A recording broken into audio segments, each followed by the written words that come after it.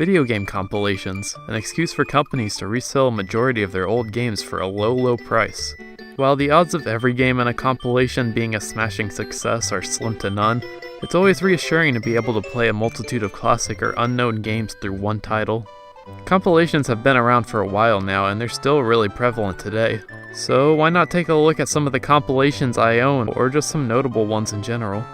Also, I obviously can't cover every video game compilation ever made, so who knows, maybe we can revisit this topic sometime. With that said, let's take a look at the main reason I wanted to make this video, Super Mario AllStars. Super Mario AllStars is a 16-bit remastered collection of the NES trilogy of Mario games and also the Lost Levels. All these games have been updated visually and structurally to make these the most definitive ways to play the original Mario games. Not only that, but this collection was the first way North American audiences could experience the Lost Levels in all of its bullshit in any form. Continues and saves have been added to all of the games, and as a whole, this collection is just fantastic. But I personally just like sticking with the originals in most cases. I just like playing the original versions of most games so long as they're not horribly outdated or difficult to obtain, and the controls in most of these games have been tweaked from the originals, making them potentially difficult to adjust to for masters of the original. Later re-releases of AllStars included Super Mario World, and that's even more bang for your buck if I do say so myself. There was also a re-release of Super Mario AllStars on the Wii for Mario's 25th anniversary, but I'm gonna have to give it an UGG out of 10. Literally nothing is different between the original SNES and Wii versions, it's basically just a dump of the ROM onto a disc. Even the SNES controller graphics weren't updated, and while you can use the SNES classic controllers on a Wiimote, I doubt Nintendo had that much foresight. They didn't even bother to use the version with Super Mario World in it, this is just tart. Now the Wii release did come in a collector's edition that included a soundtrack CD and art book, but I don't have those. From what I've heard, I'm not missing out on much. The art book's the size of a regular old video game manual, and the CD only has 20 tracks on it, with half of them just being sound effects. It's kind of lame, but hey, maybe they'll do something for the 35th anniversary this year. Sonic's been in his fair share of collections, but the one I have the most fond memories of is Sonic Mega Collection Plus. Mega Collection Plus is an updated PS2 and original Xbox version of the GameCube exclusive Sonic Mega Collection. It features the original Sega Genesis Sonic trilogy, as well as a bunch of other Genesis and Game Gear games, even some that aren't Sonic related at all. Now, I don't know why games like the Ooze or Comic Zone are included in the Sonic collection, but hey, whatever, they're fun bonuses to get if you get sick of the blue rodent. There are also some extras included like illustrations, storyboards for Sonic Heroes cinematics, and comic covers, dear god why? These extras are fine enough, but they're not all too enticing nowadays, especially when a lot of the character art pieces and comic covers can just be found with a quick Google search. Apparently the original Sonic Mega Collection had some better extras, but I don't own that version, I'm sensing a trend. There was also another GameCube compilation called Sonic Gems Collection, which was essentially a way for Sega to free Sonic CD from the shackles of the Sega CD. And that's about it. Sonic R and Sonic the Fighters are available on the Gems collection, but I'm pretty sure that no person alive would have bought this thing for Sonic the Fighters. Anyway, Sonic Mega Collection Plus will always have a soft spot in my heart for being one of the first Sonic games I ever played, and for allowing me to experience the original Sonic trilogy, even if I was just no good at these games. But if you want a little more HDMI and general Sega love in your game compilations, then might I recommend Sonic's Ultimate Genesis Collection? This is a great compilation of 50 of the best games from the Genesis, and with several other extras included as well. In a lot of ways, this is the definitive Sega Genesis compilation, but there's also Sega Genesis Classics if you want a collection that's a little more readily available. While this collection is also a great way to play 50 Genesis Classics, it's missing some of the more notable titles from Sega's catalog, with Sonic 3 and Knuckles and Echo the Dolphin being the big exceptions.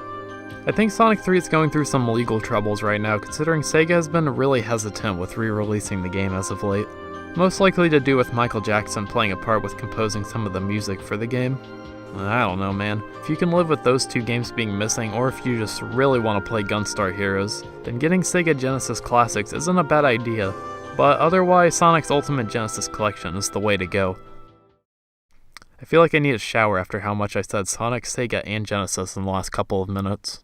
Let's move on to Uncharted, the Nathan Drake Collection for PS4, a compilation of the Uncharted trilogy on PS3. Now, I don't own the original Uncharted games. In fact, I don't have a PS3 at all, so I can't speak on how well these games have cleaned up, but the environments and detail in general look great and just exude that well-known Naughty Dog polish. I know Uncharted or a lot of Naughty Dog's modern stuff isn't everyone's cup of tea, but I think the original Uncharted games have some of the best mixes of gameplay and story in the industry, and Uncharted 2 alone makes this compilation worth it. And hey, if you're watching this video when it's released, the collection is currently free on PSN, so there's not much of an excuse not to try out these games and see all the action you've been missing out on. Yep, all this action. While we're on the topic of Naughty Dog, the Crash Bandicoot Insane Trilogy, a full-on remake of the original Crash Bandicoot games with updated sound, visuals, and gameplay that make it a great way to experience these classics. I was a little hesitant to include these in the video considering it's more of a full-on remake rather than a way to experience these games in their original forms, but it's my video and I'll do what I want, Dad. This collection is great, but hardcore Crash fans will have to adjust to the slightly different game physics. Disregarding that, there really isn't a lot that I would change about this collection, and the game itself even received some previously cut levels as free DLC. Not only that, but Crash's old buddy Spyro received an updated remake collection on his own that's on par with this one. In the end, it's just great to see that these two franchises are finally getting the love that they deserve after all of those years of neglect and torment. The Devil May Cry HD collection isn't that bad either. This is pretty much just a simple, upscaled collection of the original trilogy on PS2. But hey, I'll take it. It would have been cool to have extras like other collections have, but for the most part it's just good to have these games all in one place, and this collection came out at a time when Devil May Cry was pretty dead so I'm sure Devil May Cry fans appreciated it anyway. These games are just really fun. Devil May Cry 1's aged a little here and there, but I got through it fine and even beat it. Devil May Cry 2... Devil May Cry 3 was the peak of the series prior to 5's release, and it's easy to see why.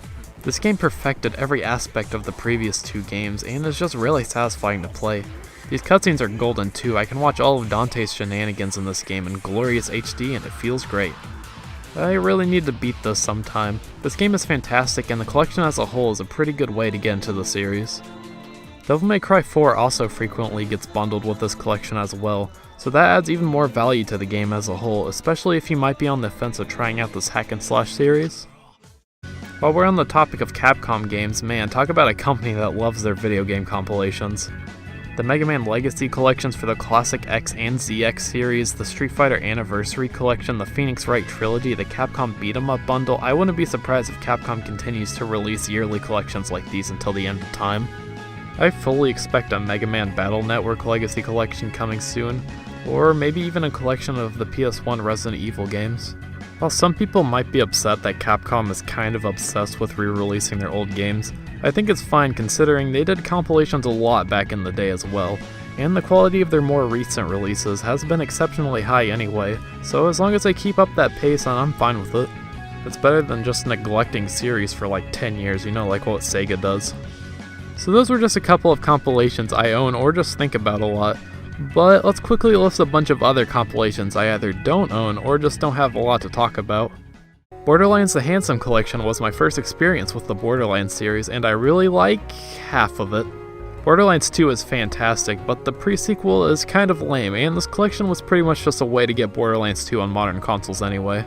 But I don't care all that much though, considering Borderlands 2 is fantastic, and it alone makes this collection worth it in my eyes.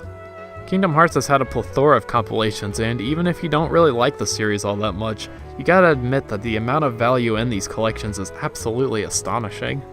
You can get every game in the series on one single disc, and with updated visuals, sound, and new content.